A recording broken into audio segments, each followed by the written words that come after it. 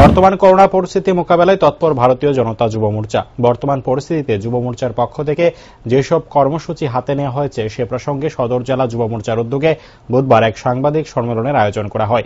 সাংবাদিক সম্মেলনে উপস্থিত ছিলেন প্রদেশ যুব মোর্চার সহসভাপতি বিকি প্রসাদ। এদিন তিনি জানান, রাজ্যের সাথে সদর যুব মোর্চার উদ্যোগে করোনা মোকাবেলায় মানুষকে সাহায্য করার লক্ষ্যে বিভিন্ন কর্মসূচি গ্রহণ করা হয়েছে। চালু করা হয়েছে হেল্পলাইন নম্বর। পাশাপাশি 1 মে থেকে সারা রাজ্যে 120টার উপর হেল্প ডেস্ক চালু করা হচ্ছে।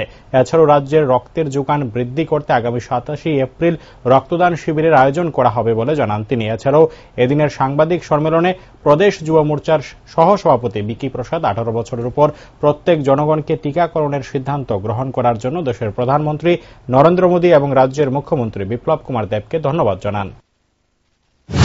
27 তারিখ রাজ্যের প্রত্যেকটি মণ্ডলের মধ্যে, কারণ আপনারা জানেন করোনা মহামারীর সময়ে ব্লাড ডোনেশন ক্যাম্প ইতিমধ্যেই নির্বাচন গেছে এডিসির, তারপরে ব্লাড ডোনেশন ক্যাম্প কম হয়েছে, ব্লাডের স্বল্পতা রয়েছে। এর জন্য আমরা যুব মোর্চা সিদ্ধান্ত নিয়েছি আগামী 27 তারিখ রাজ্যের প্রত্যেকটি মণ্ডলের মধ্যে আমরা যুব মোর্চা এই যে সামাজিক দায়বদ্ধতা নিয়ে আমরা যুব মোর্চার পক্ষ থেকে ব্লাড ডোনেশন ক্যাম্প করব।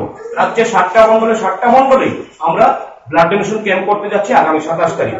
তারপরেও আমরা, আপনারা জানেন যে ভারতীয় জনতা যুব মোর্চা গত 2 দিন আগে আমাদের প্রদেশ সভাপতি শ্রদ্ধেয় নবদল বণিকজি উনি আপনাদের সামনে তুলে ধরেছেন যে আমরা একটা হেল্পলাইন নাম্বার আমরা ইতিমধ্যেই রাজ্যবাসীর স্বার্থে, রাজ্যের জনগণের স্বার্থে যারা এই কোভিড প্যান্ডেমিকের সময় আমাদের সহযোগিতা নিতে চাইবেন তার জন্য আমরা একটা হেল্পলাইন নাম্বার আমরা চালু করেছি।